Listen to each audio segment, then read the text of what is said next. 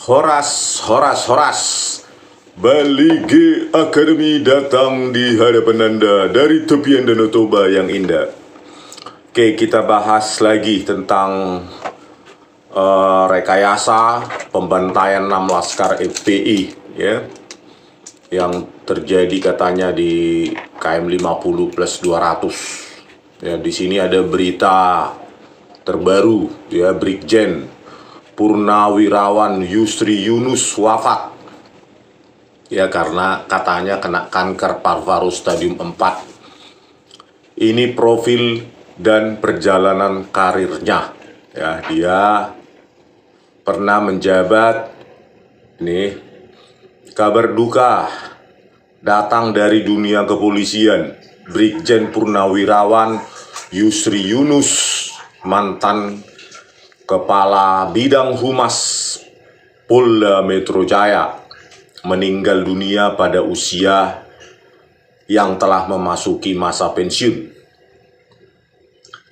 Sosok yang dikenal karena pengabdiannya dalam menjaga keamanan dan keterbukaan informasi ini menghembuskan nafas terakhir di Rumah Sakit Cipto Mangunkusumo, Jakarta Pusat pada Minggu 19 Januari 2025 pukul 25.33 ya. Jadi dia pernah menjabat Kepala Bidang Humas Polda Metro Jaya ya.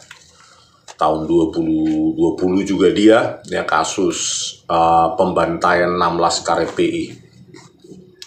Yang kita sayangkan di sini dari Yusri Yunus ini adalah dia membawa misteri rekayasa ya, pembantaian 6 laskar FPI ke dalam kematiannya ya. Dia tidak mau ya menceritakan kebenaran sesungguhnya ya dari versi rekayasa yang diceritakan oleh Fadil Imran itu ya, sebagai Kapolda Metro Jaya ya 2020, dan Dirkrimumnya Tubagus Ade Hidayat ya. Jadi dia lebih baik menyembunyikan ya misteri ini ya. Dia mau main aman ya, sehingga tidak mau menceritakan sesungguhnya ya. Bahkan misteri kematian salah satu terdakwa ya, Elwira Priyadi Jenrato ya, yang nggak pernah disidang, itu juga dia menyembunyikan ya. Di sini di Detik X itu judulnya ada ya, kabut kematian penembak Laskar FPI, yaitu Ibda Elwira Priyadi Jenrato ya. Ketika Detik X itu mendatangi Polda Metro Jaya, justru ditutup-tutupi ya. Di sini ada tulisannya, sementara itu Yusri melalui salah satu anak buahnya sempat meminta Detik X hadir ke Polda Metro Jaya. Ini Yusri Yunus saat itu KKBP ya. Terus ya, Kombes bukan AKBP ya, Kabid Humas Polda Metro Jaya, Kombes Yusri Yunus ya, meminta Detik X hadir ke Polda Metro Jaya pada Selasa 30 Maret 2021 pagi. Saat Detik X tiba di ruangan Yusri, dia tengah berbincang dengan Kapolsek Setu Kabupaten Bekasi, AKP Dedi Herdiana. Namun alih-alih menceritakan ke kronologi kecelakaan Elwira, Yusri justru meminta Detik X tidak lagi menanyakan kasus tersebut. Ya, kita juga belum dapat detail itu soal kronologi kecelakaan Elwira. Kita lagi sibuk urusi terorisme katanya. Bayangkan ya, Elwira ini katanya kecelakaan tunggal menggunakan motor Scoopy ya. Katanya di Bakti Jaya, padahal yang ada adalah Bukit Jaya ya. Di sini gangnya ini ya. Oh, katanya Bukit Jaya, terbalik ya. Ternyata adalah Bakti Jaya ya. Ini. Nah, di sini bisa kalian apa, dan di situ Kapolsek Cisauk AKBP Fahad Hafidhul Haq ya mengatakan tidak ada kecelakaan yang melibatkan anggota kepolisian bernama Elwira, ya. Begitu juga dengan kesaksian dari saksi mata, ya. Ada yang menjaga kelenteng kuno, ya. Terus ada juga pedagang masakan Padang di Bakti Jaya, tidak ada Faris, ya. Ya, di Bakti Jaya itu. Jadi tidak ada kecelakaan bernama Elwira Jendrato, ya, dengan motor Scoopy di Jalan Bakti Jaya. Terus juga seorang polisi yang ditemui di Polsek Cisauk juga mengaku tidak pernah mendengar informasi tentang kecelakaan anggota Polri di wilayah operasinya. Ya, dia mengatakan, saya nggak pernah dengar, coba ditanyakan ke Polres Tangsel, biasanya kecelakaan gitu yang ngurus langsung Polres. Nah, terus kemudian Detik X juga langsung mengunjungi Polres Tangsel dan menemui Kapolres Tangsel AKBP Iman Imanuddin, ya. Terus akhirnya tidak bisa ditemui, ya. Namun dua petugas unit laka lantas Polres Tangsel, ya, mengatakan selama periode Januari sampai Maret 2021 tidak ada anggota Polri atas nama Elwira Priyadi Jendrato mengalami kecelakaan di wilayah Tangsel. Satu-satunya kecelakaan yang melibatkan anggota Polri di Tangsel pada Maret 2021 bernama Ahmad Suganda. Kalau ada nama Elwira itu saya pasti tahu, kan semua laporannya pasti masuk ke saya, katanya, kata dua petugas unit laka lantas tersebut, ya. Jadi itulah misterinya. Sekarang Elwira ini katanya kecelakaan motor Scoopy di wilayah Tangsel, ya. Tidak ada gitu loh. Jadi kalaupun dia mati, ya, bukan di situ, dan penyebabnya bukan kecelakaan tunggal.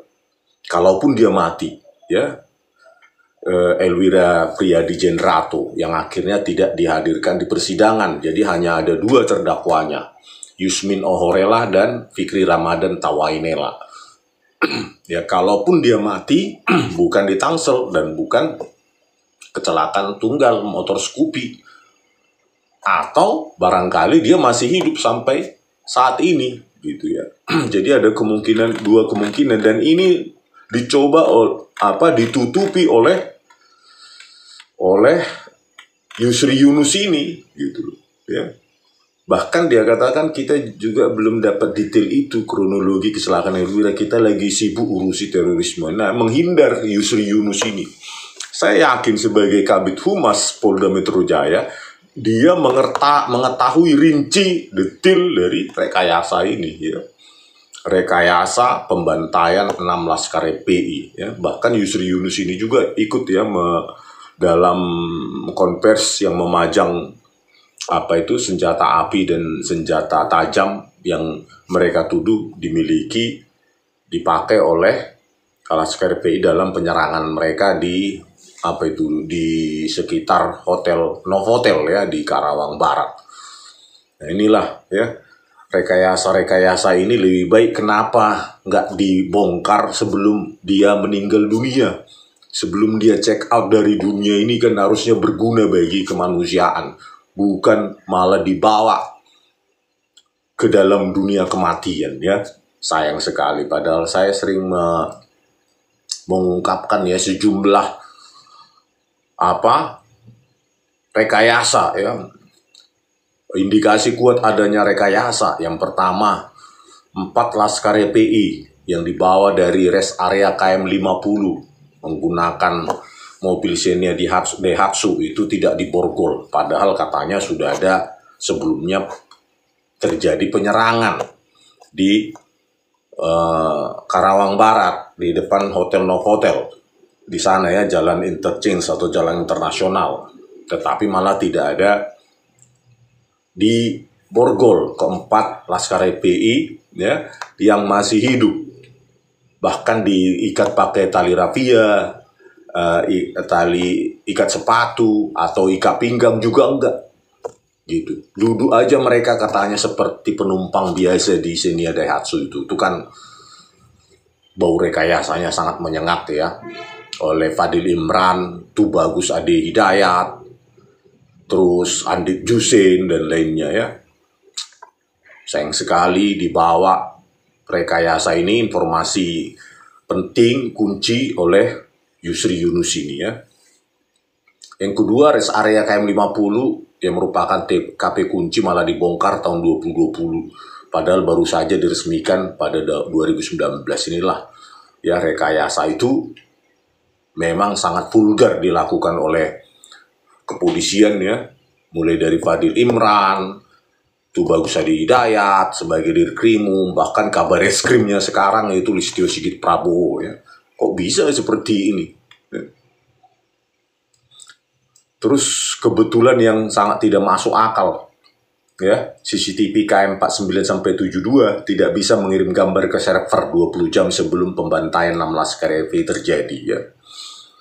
Nah inilah ya, padahal di persidangan Teddy Minahasa mengatakan CCTV di KM 50 itu kasus 50 dirusak. Dan bahkan di persidangan Sambo dikatakan Acai ya. Si Acai itulah tim yang merusak KM 50 CCTV KM 50. Jadi kan sudah harusnya novum yang sangat kuat yang harus ditindaklanjuti oleh Kapolri Listio Sigit Prabowo maupun Menteri HAM ya, Natalius Pigai kalau punya nyali ya Menteri HAM itu. Terus data CCTV dan HP masyarakat di rest area KM 50 diperintah dihapus oleh polisi, dan polisi yang memerintah ini sampai sekarang masih aman ya, padahal itu harusnya obstruction of justice ya. Terus pembersihan darah di TKP rest area KM 50 ya, jadi ada pun jejak darah di sana bukan dipoto, bukan di polis lain, malah disuruh bersihkan oleh polisi di rest area KM 50. Dan selanjutnya rest area KM 50 itu dibongkar supaya tidak ada lagi jejak apapun terhadap kasus ini ya, menyembunyikan kasus ini. Yang berikutnya yang keenam, rekonstruksi hanya bersumber pada keterangan terdakwa polisi ya, Muhammad Yusmin Ohorela dan Fikri Ramadan Tawainela ya. Rekonstruksinya bahkan ahli forensik atau ahli nafisnya ya, Eko Wahyu Bintoro itu yang mengandalkan dengan foto-foto hasil rekonstruksi dari yang bersumber dari terdakwa ini ya, polisi Muhammad Yusmin Ohorela dan Fikri Ramadan Tawainela. Sementara ya, yang ketiga Elwira Priadi Jendrato yang merupakan atasan mereka ini di lapangan ya, itu dikatakan kecelakaan tunggal motor Scoopy dengan detail kecelakaan yang tidak benar ya. Ya, tadi itu yang seperti saya jelaskan sebelumnya. Apakah sengaja dihilangkan atau memang tidak dihadirkan, memang masih hidup ya, untuk menghindarkan dia dihadirkan di persidangan ya, Elwira Priadi Jendrato itu. Terus alasan pembelaan diri karena terpaksa, tetapi 4 luka tembak di dada kiri pada jenazah 6 Laskar FPI. Dan inilah alasan pembenar dan pemaaf oleh hakim. Ya, diterima begitu saja ya, alasan pembelaan diri yang terpaksa tetapi sampai 4 kali ditembak. Dan ini diterima oleh hakim. Inilah bau rekayasa yang sangat menyengat itu ya, dan ini dibawa mati oleh Yusri Yunus itu ya. Kenapa dia sebelum kematiannya bertobat gitu ya, buka ya, toh juga dia bakal mati ya, kanker stadium 4 ya, kanker paru ya, apa enggak berguna bagi kemanusiaan dan penegakan hukum ya, bongkar aja harusnya. Ini malah dibawa ke kematian ya. Terus bukti sajam, pedang, celurit dan senjata api dan perlawanan 6 Laskar FPI di depan Hotel Novotel Karawang tidak diverifikasi dengan CCTV atau bukti ilmiah apapun, dan murni dari keterangan dari 2 terdakwa, Fikri Ramadan Tawainela dan Muhammad Yusmin Ohorela ya. Dan ini dipercaya oleh hakim dan jaksa. Kalau pengacara ya wajar membela kliennya ya, tapi ini dipercaya dan menjadi bahan dakwaan dan tuntutan bahkan oleh jaksa, itu diterima bulat-bulat. Yang ke-9, ekstraksi data HP hanya dari ke-6 Laskar FPI ya. Jadi data gawai itu, digital handphone-nya itu hanya dari ke-6 Laskar FPI ya. HP-nya ketiga terdakwa ini Elwira Priadi Jendrato harusnya kan kalau udah mati pun, meskipun mati entah di mana dia kematiannya, HP-nya kan tetap ada, pasti disita ya. Terus juga Fikri Ramadan Tawainela, Muhammad Yusmin Ohorela, itu kan punya HP, ya, itu tidak diekstrak, jejak digital apapun tidak diekstraksi oleh Muhammad Asep Saputra sebagai digital forensik dari Mabes Polri, ya. Harusnya kan sampai rantai komandonya, Andik Jusin, Dirkrimumnya Polda Metro Jaya saat itu, Tubagus Ade Hidayat, bahkan Kapoldanya si Fadil Imran, semua jajaran di antara mereka pun sampai rantai komando itu komplit, itu harusnya sampai kabar reskrimnya, bahkan harus sampai, ya, kabar reskrimnya saat itu Listio Sigit Prabowo, bahkan sampai Kapolrinya ya diverifikasi ya Idam Aziz itu harusnya, karena ini kan sudah pelanggaran HAM berat ya, sesuai dengan rekomendasi dari Komnas HAM. Tapi itu tidak dilakukan. Inilah rekayasa yang sangat menyengat, ya, yang sangat kuat petunjuk-petunjuk ini bahwa terjadinya rekayasa tersebut dilakukan oleh kepolisian, jajaran Polda Metro Jaya setidaknya ya, dan ini harusnya kan dituntaskan oleh Pak Prabowo Subianto, ya. Dulu waktu kampanye 2014, 2019 sangat dekat dengan komunitas dari kalangan Front Pembela Islam, ya.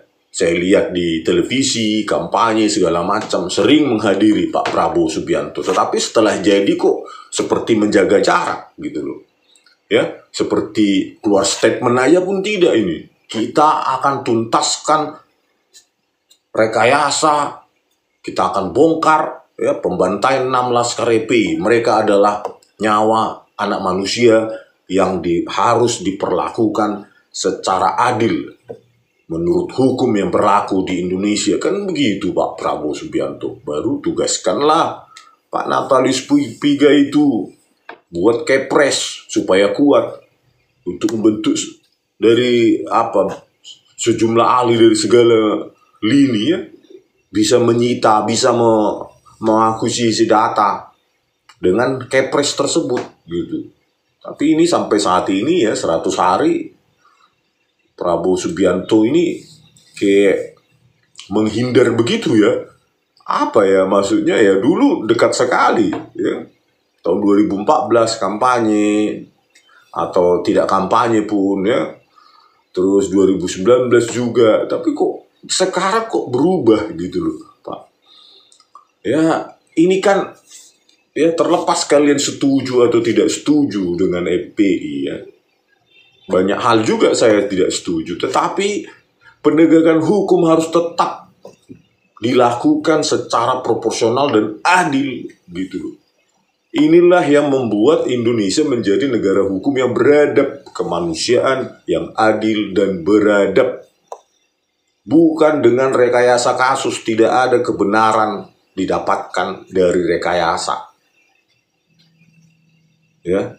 Oleh karena itu Pak Prabowo ya, dan kalian-kalian ya, sebelum meninggal kalian Listio Sigit Prabowo, Idam Aziz, terus Fadil Imran, Tubagus Ade Hidayat, Andik Jusin ya, kematian bisa datang seperti pencuri. Ya. Sebelum kalian mati ya, sebaiknya kalian bongkar ini ya, sebaiknya kalian terus terang terbuka apa yang sebenarnya terjadi gitu loh ya, karena kematian bisa datang seperti pencuri, bukan hanya lewat sakit dan segala macam ya. Kenapa nggak kau buka seterang-terangnya? Fadil Imran, bertobatlah kau. Tubagus Ade Hidayat, Listio Sigit Prabowo, Idam Aziz ya. Kenapa nggak kalian buka ini dan kalian minta maaf gitu loh, bahwa yang terjadi sesungguhnya bukan itu. Ya kalau itu nggak mungkin semua rekayasa ini bisa dilakukan ya. Video CCTV di rest area mati mendadak 20 jam sebelum. Ya, fiber optiknya katanya putus, tidak diborgol. Rest area Kem 50 dibongkar padahal baru didirikan 2019, di 2020 dibongkar. ya, data HP masyarakat di saksi-saksi di rest area KM 50 diperintah habus oleh polisi, darah juga dibersihkan di rest area KM 50, dan data elektronik tidak diekstraksi ya dari pihak kepolisian, mau dari petugas di lapangan sampai Kapoldanya dan Kapolrinya. Ini loh, aduh. Ya kalau kalian nggak bertobat ya seperti ini kalian naasnya ya. Seperti Yusri Yunus. Bagi saya naas. Karena apa? Dia tidak membongkar ini. Bahkan dia dia bawa rekayasa ini ke dalam kematiannya. Padahal pasti dia tahu. Dia detil kunci dari rekayasa ini. Oke pemirsa, sampai sekian dulu. Sampai jumpa di video kami selanjutnya. Horas!